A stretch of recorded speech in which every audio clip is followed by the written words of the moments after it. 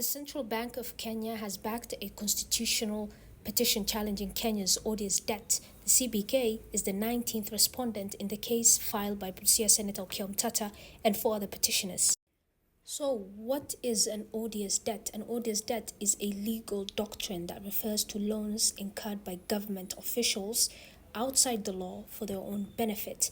In Kenya, the acquisition and utilization of public debt is prescriptively governed by the Constitution and the Oubliv Finance Management Act of 2012.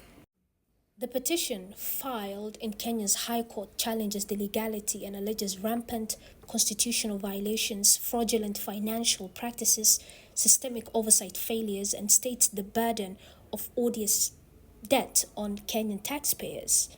The petition concerns Kenya's huge odious debt amounting to 13.1 trillion shillings, factoring in overpayments and discrepancies between the Central Bank of Kenya and the National Treasury records. The odious debt includes the Eurobond loans worth $7.1 billion, which were borrowed between 2014 and 2021, and an additional $1.4 billion borrowed in February of 2024.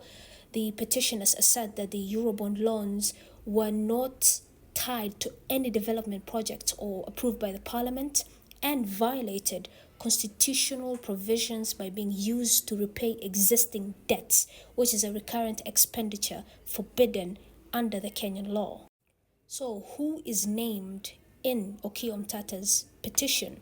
The petition names former President Uhuru Kenyatta and President Ruto as central figures in the debt scandal, accused of borrowing over 6 trillion shillings and 3.1 trillion shillings, respectively.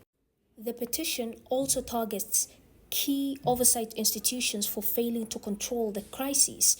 The controller of the budget is accused of authorizing withdrawals from the consolidated fund to repay odious loans, while the Auditor General is implicated for not auditing the legality and effectiveness of the Eurobond proceeds and other debts. The National Assembly is sued for unilaterally amending the Oubliv Finance Management Act, contrary to Articles 2, 3, 96, and 110 of the Constitution, without involving the Senate.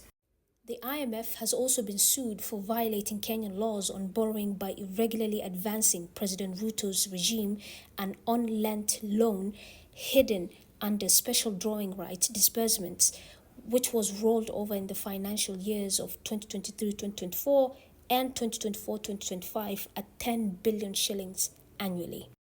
The petition highlights the crippling impact of odious debt on Kenyans, noting that 86% of tax revenue in the 2024-2025 financial year is budgeted for debt repayment, with 71% of the public debt classified as odious. The petitioners calculate that 82% of every tax shilling is funneled towards servicing these illegal loans, thus Kenya's economic strains.